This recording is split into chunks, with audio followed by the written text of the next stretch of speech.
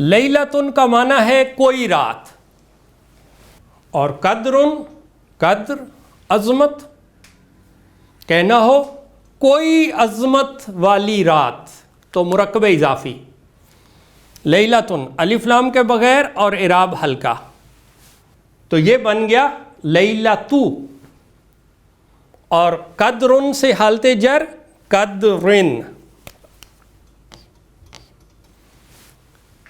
یہ بن گیا لیلتو قدرن، کوئی عظمت والی رات۔ اور جب ہم نے اس کو خاص کرنا ہو تو کیا کریں گے؟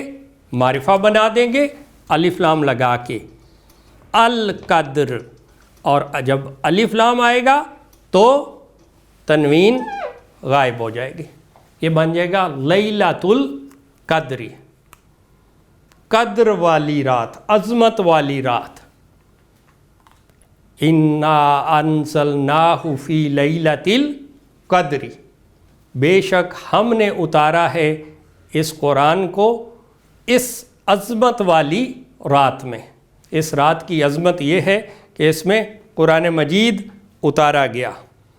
آگے دیکھیں، لحم اور خنزیرن سے، اگر کہنا ہو خنزیر کا گوشت تو بنے گا لحم سے، لحمو، اور الخنزیرو سے حالت جر الخنزیری، لحم الخنزیری، خنزیر کا گوشت جسے کہ حرام قرار دیا گیا ہے۔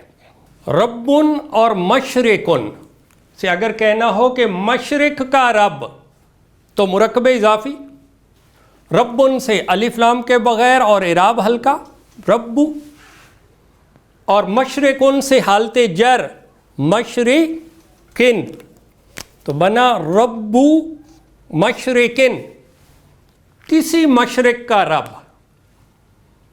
مشرق کہتے ہیں اس جگہ کو جہاں سے سورج طلوع ہوتا ہے، اور سورج روزانہ ایک نئی جگہ سے طلوع ہوتا ہے، اپنی پوزیشن چینج کرتا رہتا ہے، کسی مشرق کا رب۔ اور اگر کہنا ہو ہر مشرق کا رب، جہاں جہاں سے بھی سورج طلوع ہوتا ہے اس کا رب، اس کا مالک، تو کیا کریں گے؟ معرفہ الف لام لگائیں گے ال،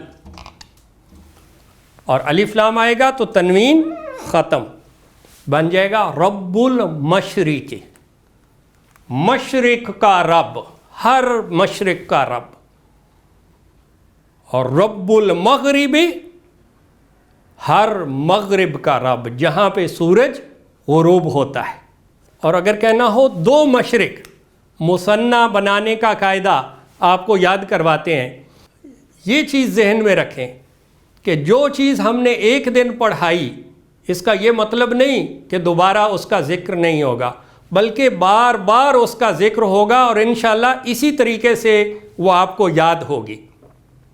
مشرقن ایک مشرق، اور اگر کہنا ہو دو مشرق تو مثنیٰ بنانے کا قاعدہ آپ کو یاد کرواتے ہیں۔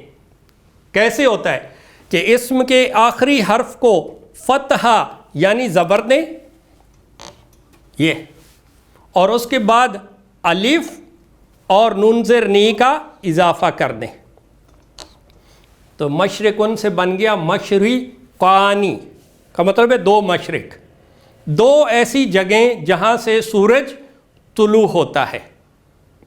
اب اگر کہنا ہو کہ دو مشرقوں کا رب تو کیسے؟ مرکب اضافی، مضاف الف لام کے بغیر اور اعراب ہلکا، ربن سے کیا بنا؟ ربو، اور مشرقانی سے حالت جر، ہم یہ بھی پڑھ چکے ہیں کہ اگر اسم تنوین والا ہو تو اس کی دو پیش والی حالت کو حالت رفع کہتے ہیں، زبر والی، دو زبر والی حالت کو حالت نصب، اور دو زیر والی حالت کو حالت جر۔ لیکن مثنیٰ میں حالت رفع اس حالت کو کہتے ہیں جو آنی والی ہوتی ہے، کیونکہ کوئی بھی اسم جب نیا بنایا جاتا ہے تو اس کی جو پہلی شکل ہے اور پہلی حالت اس کو حالت رفع مانیں گے۔ تو مثنیٰ میں جو آنی والی الف اور نون زیر نی والی حالت ہوتی ہے، جو شکل ہوتی ہے، اسے کہتے ہیں حالت رفع، اور اسے حالت نصب یا جر میں لے جانے کا ایک ہی طریقہ ہے، اور وہ کیا ہے؟ اس الف کو بدل دیتے ہیں یا کے ساتھ، یا ساکن، تو مشرقانی سے یہ بن جائے گا مشرقینی۔ اب اس کا مطلب بھی دو ہی مشرق ہے، لیکن یہ اس سے حالت نصب بھی ہے اور حالت جر بھی ہے، لیکن یہاں پہ یہ حالت جر ہے۔ کیوں؟ کیونکہ یہ مضاف الیہ ہے، اور مضاف الیہ کا قاعدہ کیا ہے کہ وہ ہمیشہ حالت جر میں ہوتا ہے۔ تو یہ بن جائے گا مرکب اضافی رب مشرقین۔ ترجمہ اس کا کیا ہوگا؟ کوئی دو مشرقوں کا رب، نکرہ، اور اگر معرفہ کرنا ہو تو پھر وہی طریقہ کہ مضاف الیہ پر الف لام داخل کر دیں گے، ال۔ اب چونکہ اس اسم پر تنوین ہے ہی نہیں، تو تنوین اس کی ختم نہیں ہوگی، تو یہ بن جائے گا رب المشرقین، دونوں مشرقوں کا رب، وَرَبُّ الْمَغْرِبَيْنِ، اور دونوں مغربوں کا رب، رب المشرقین وَرَبُّ الْمَغْرِبَيْنِ فَبِأَيِّ آلَاءِ رَبِّكُمَا تُكَذِّبَانِ۔ یہ دو اسم ہیں، رب اور عالم۔ رب کا معنی مالک، رب، اور عالم کا معنی ہے عالم، جہان۔ اگر کہنا ہو کسی جہان کا رب، کسی جہان کا رب، تو مرکب اضافی الف لام کے بغیر اور اعراب ہلکا، ربن سے بن جائے گا ربو، اور عالمن سے حالت جر عالمن، ربو عالمن، کسی جہان کا رب۔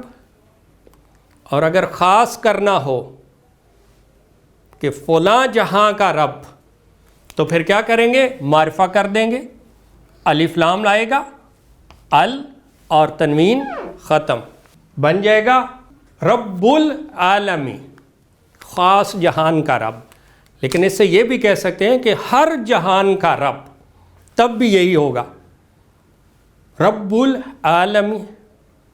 اور اگر کہنا ہو کہ دو جہانوں کا رب، دو عالم، تو اس سے مثنیٰ بنا لیں گے، قاعدہ ہمیں یاد ہے کیسے؟ آخری حرف کو فتحہ یعنی زبر دیں گے، اور اس کے بعد الف اور نون زیر نی کا اضافہ کر دیں گے، تو عالمانی بن گیا، عالمانی، دو جہان۔ اب کہنا ہے دو جہانوں کا رب، تو مرکب اضافی کیسے؟ الف لام کے بغیر اور اعراب ہلکا، تو یہ مضاف بن گیا، ربن سے ربو، اور عالمانی یہ حالت رفع ہے، کیونکہ یہ پہلی حالت ہے مثنیٰ میں، یہ حالت رفع ہے۔ اس کو حالت جر میں لے جانے کے لیے کیا کریں گے؟ جو الف ہے یہ، اس کو یا ساکن میں بدل دیں گے، یا، تو یہ بن جائے گا عالمینی، ربو عالمینی، کوئی سے دو جہانوں کا رب۔ اور اگر معرفہ کرنا ہو تو پھر کیا کریں گے؟ الف لام لگا دیں گے، تو یہ بن جائے گا رب العالمین، دو جہانوں کا رب، رب العالمین۔ ہمارے ہاں ایک اکثر استعمال ہوتا ہے، ثواب دارین حاصل کریں، وہ کیا ہے؟ بالکل اسی سے ملتی جلتی چیز ہے۔ یہ دیکھیں، ثوابن، ثوابن کا مطلب ہے بدلہ، جزا، ثوابن۔ اور آگے ہے دارن کا معنی ہے منزل، ٹھکانہ۔ یہ ہم آپ کو یاد کروائیں، جو مؤنث سے سمائی ہم نے پڑھے تھے، مؤنث سمائی، ایسے مؤنث اسم جو سننے میں مؤنث لگتے ہیں، تو کون کون سے ہیں؟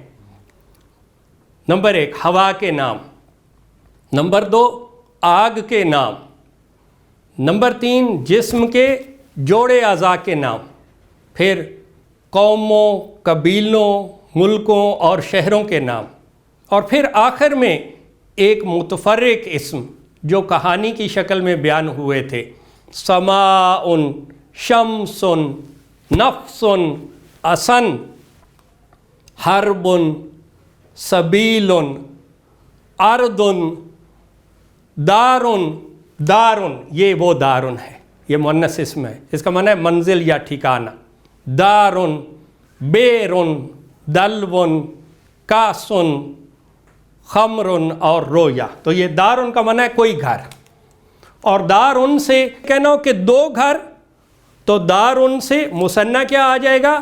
دارانی، آخری حرف کو فتحہ دیا دارن سے اور آگے آنی کا اضافہ کر دیا، تو بن گیا دارانی، 2 منزلیں، 2 ٹھکانے، 2 گھر، اور اگر کہنا ہو دونوں گھروں کا ثواب، بدلہ، اجر، تو مرکب اضافی الف لام کے بغیر اور اعراب ہلکا، ثواب، اور دارانی سے حالت جر مضاف الیہ کیا بنے گا؟ الف کو بدل دیا یا ساکن میں، تو بن گیا دارینی، ثواب دارینی، دونوں گھروں کا ثواب، اور معرفہ کیا تو الف لام لگا دیا یہ، اور الف لام آیا تو بن گیا ثواب الدارین، دونوں گھروں کا، دونوں منزلوں کا ثواب، یعنی اس دنیا میں بھی اجر اور آنے والی دنیا میں بھی اجر، ثواب الدارین۔ رب کا معنی کوئی رب، اور عالم کا مطلب کوئی جہان، اور عالم سے جمع کیا ہے کہ بہت سے جہان۔ مثنیٰ بنانے کا کیا طریقہ ہے؟ آخری حرف کو فتحہ یعنی زبر، اور اس کے بعد الف اور نون زیر نی، عالمانی۔ لیکن اب ہم جمع بنانا چاہتے ہیں، جمع بنانے کا کیا قاعدہ ہے کہ اس کی تنوین ختم کریں گے، عالم، اور اس کے بعد واو ساکن اور نون زبر نا کا اضافہ کریں گے، عالمون، عالمون، جیسے مسلمن سے مسلمون، کافرن سے کافرون، مومنن سے مومنون، منافقن سے منافقون، مشرکن سے مشرکون، تو عالمن سے عالمون، کچھ جہان۔ اور اگر کہنا ہو کچھ جہانوں کا رب، نکرہ، تو الف لام کے بغیر اور اعراب ہلکا بن گیا ربو، اور عالمون سے حالت جر۔ اب اس میں بھی یہ چونکہ پہلی شکل ہے جمع میں، اس کو ہم نے حالت رفع ماننا ہے، حالانکہ اس کی آخر میں زبر ہے، تو یہاں پہ ہم دیکھتے ہیں کہ اعراب اس حرکت سے نہیں ظاہر ہوگا بلکہ اس واو سے ظاہر ہوگا، اور جمع سالم مذکر میں اعراب اس واو سے ظاہر ہو رہا ہے، یہ حالت رفع ہے، پہلی حالت، اور جب اس کو حالت جر میں بدلنا ہے تو اسی واو کو آپ نے بدل دینا ہے یا ساکن میں، یا ساکن یہ۔ لیکن اب کیا ہے کہ اب آپ اس کو پڑھ نہیں سکتے کیونکہ یا سے پہلے حرف پر پیش ہے، اعلی مجنا، ایسے نہیں ہوتا، عربی میں ایسا کوئی لفظ ہی نہیں، کیونکہ یا جو ہوتی ہے ساکن، اس سے پہلے حرف پر ہمیشہ یہ زیر مانگتی ہے، تو ہم اس کو وہ کسرہ یعنی زیر دے دیتے ہیں، تو یہ اعلی مونا سے بن گیا اعلی مینا، کچھ جہان، ربو عالمینا، کچھ جہانوں کا رب۔ اور اگر معرفہ کرنا ہو تمام جہانوں کا رب تو پھر کیا کریں گے؟ الف لام اس پہ داخل کر دیں گے اور یہ معرفہ ہو جائے گا، تو بن جائے گا رب العالمین، کا مطلب ہے تمام جہانوں کا رب، تو یہاں پہ ہمارا آج کا یہ لیکچر مکمل ہوتا ہے. اگلے لیکچر میں انشاءاللہ اسی مرکب اضافی کی مزید تفصیلات بیان کریں گے. بارک اللہ لنا ولکم فی القرآن العظیم ونفعنا وإیاکم بالآیات والذکر الحکیم.